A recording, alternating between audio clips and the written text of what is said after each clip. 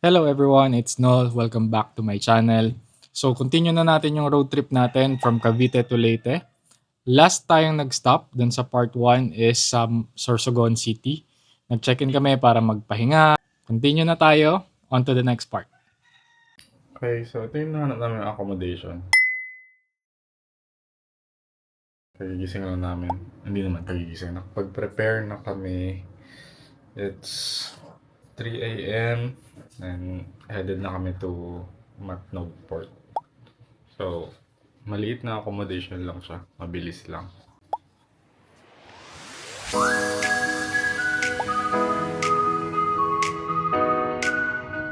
Alright everyone, on the road na ulit kami. On the way na kami to Matnog Island Port. It's currently 4 a.m. Sobrang luwag ng kalsada. So, apparently, ang first step ay dumaan sa isang station para magpa-register para sa port. So, yun, on the way kami doon. So, actually, hindi na namin na-video yung process kanina. Pero, para makatawid kasi, dalawang process siya. Since first timer ka na, tanong kami ng tanong. Una is dun yung registration ng sasakyan kung tatawid ka from, yun nga, Luzon to Visayas. Kailangan doon is ORCR and driver's license. Wala pa kayong babayaran doon na kahit ano. So, kung singilin kayo, baka ma-scam kayo. Wala pang babayaran doon kahit ano. After nun, parang a few kilometers, one-stop shop na. Tapos andito na lahat ng mga kailangan bayaran. Dito ka na magbabayad. Basta ito yung makukuha doon sa registration na part. May number. Tapos yung number nito, dadalhin mo siya sa, depende sa kung anong klase sasakyan, kung anong window dun sa one-stop shop. Tapos yung one-stop shop, marami siyang windows, andun na lahat ng government agencies, parang yung LGU, yung port management, yung mga carrier. So andun na sila lahat, so dun na babayaran. So next stop namin is sa Pierna.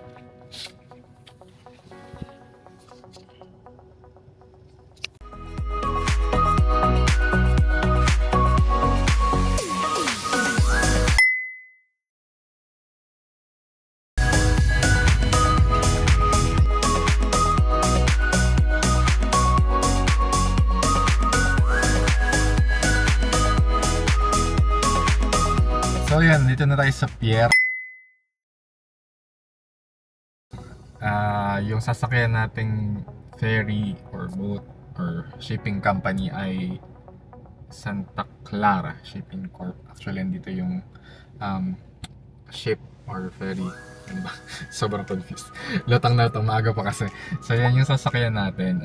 Bali, loading pa lang ng passengers. Then later on, yung sasakyan naman yung ilaload. Then, larga na.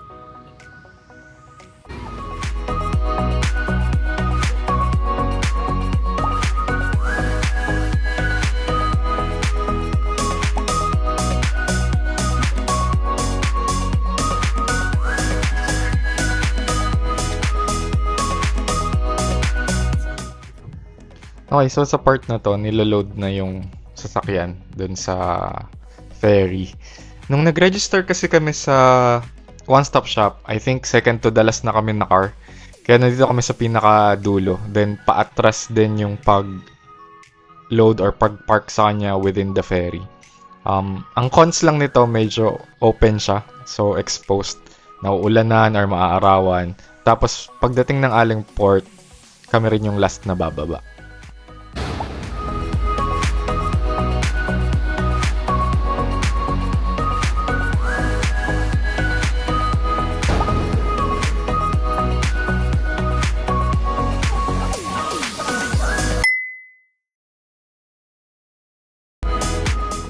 Ito yung part na pinakamatagal honestly. As in, hours yung inintay namin. Supposedly, 8 a.m. yung schedule ng pag-depart ng ferry boat dun sa Matnog Port. Pero ang tagal namin naghintay. Pero despite that, mga option naman for food aboard. May mga nagtitinda din ng agahan, kape, ganun. Pero nakakainip lang rin talaga. Siguro yung mapaglilibangan mo lang yung mga kalalakihan sa baba na nasa dagat sila, need yung mga nagpapatapon ng barya tapos sisisirin nila. So, yun lang siguro yung pantanggal inip basically. Pero ang tagal talaga bago umalis.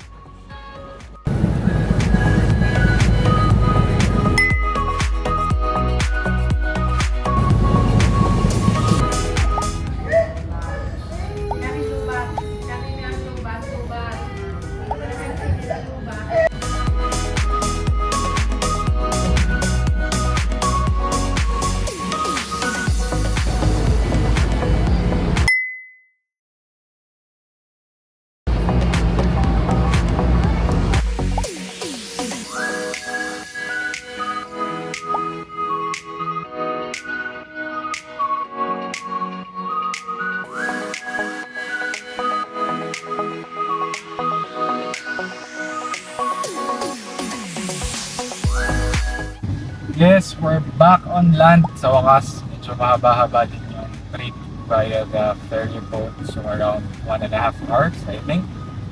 Pero now we're back on land, Summer Island. Nakarating na tayo sa Allen Port. And on the road na ulit. So driving na ulit, going towards Leyte naman. Medyo maaraw dito, so hopefully wala nang ulan.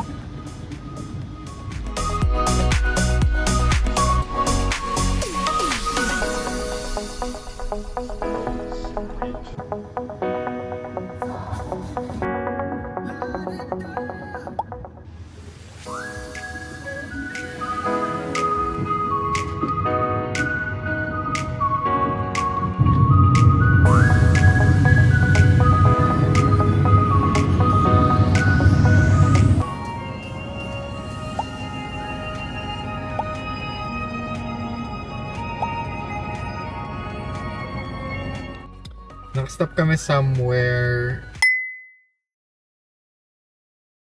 on the way to Calbayog City. So, napatigil na kami kasi parang ang ganda ng vista dito. It's farmlands. Very probinsya talaga yung dating. 11:30 na and hopefully by the time na makarating kami Calbayog, doon kami mag-lunch. And just a little update.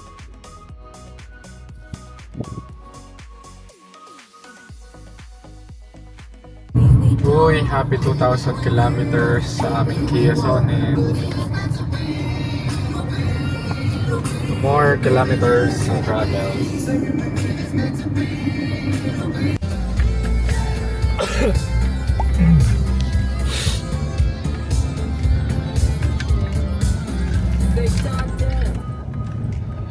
Nakikita niyo po ngayon sa feed.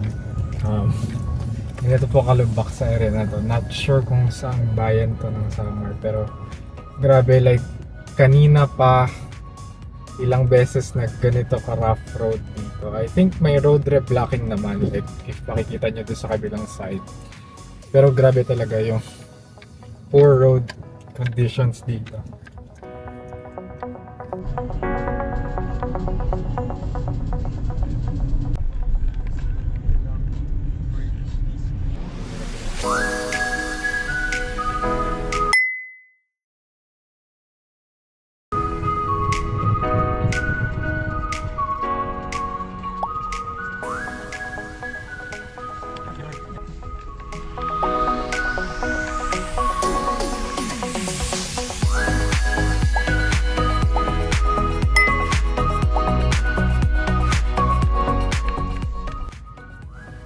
Ayun, andito tayo sa Santa Rita.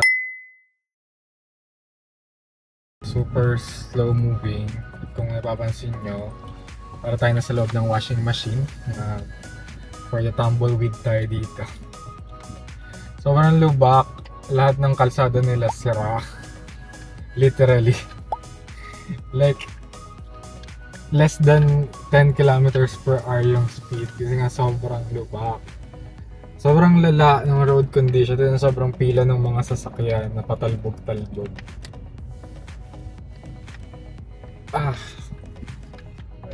Yun. Mga matagal-tagal pa to, pero I think after this, maya-maya makikita na natin yung scenic na bridge connecting Leyte and Samar. Okay, so may nakita kaming signage na leaving Samar na, so for sure. Yup, we are entering the iconic San Juanico Bridge with a K. Hindi, C pala yun. Yan, so this is the bridge connecting the islands of Leyte and Samar. Natin siya. Yan, grabe no. So, sakto pa medyo sunset. Sobrang romantic.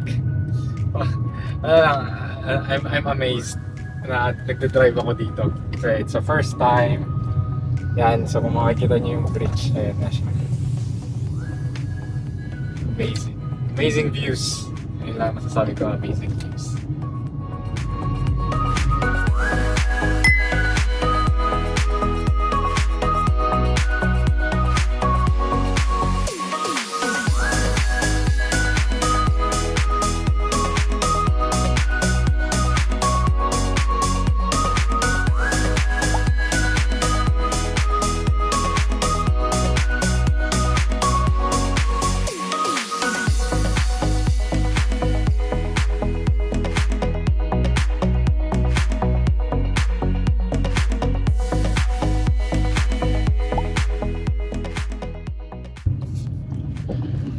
Okay, so tail end na tayo ng San Juanico Bridge.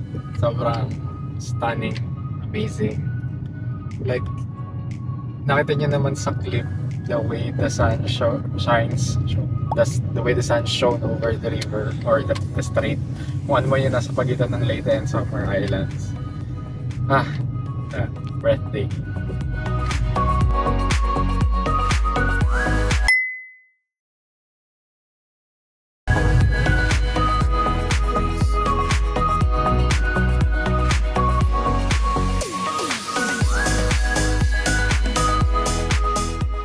Okay, so labas na tayo ng Tacloban.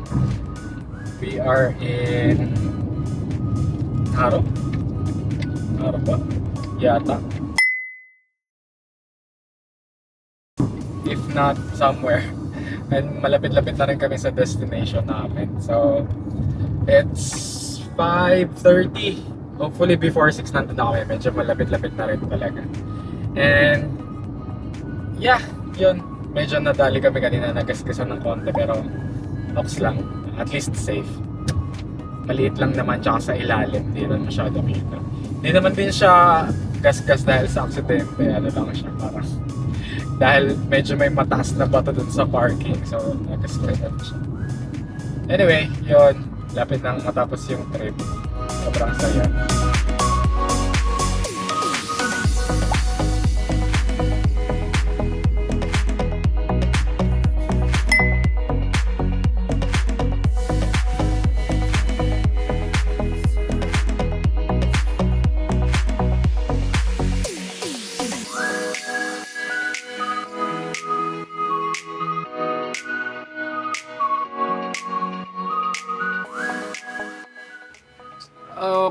Okay, so ito na, nakauwi na kami.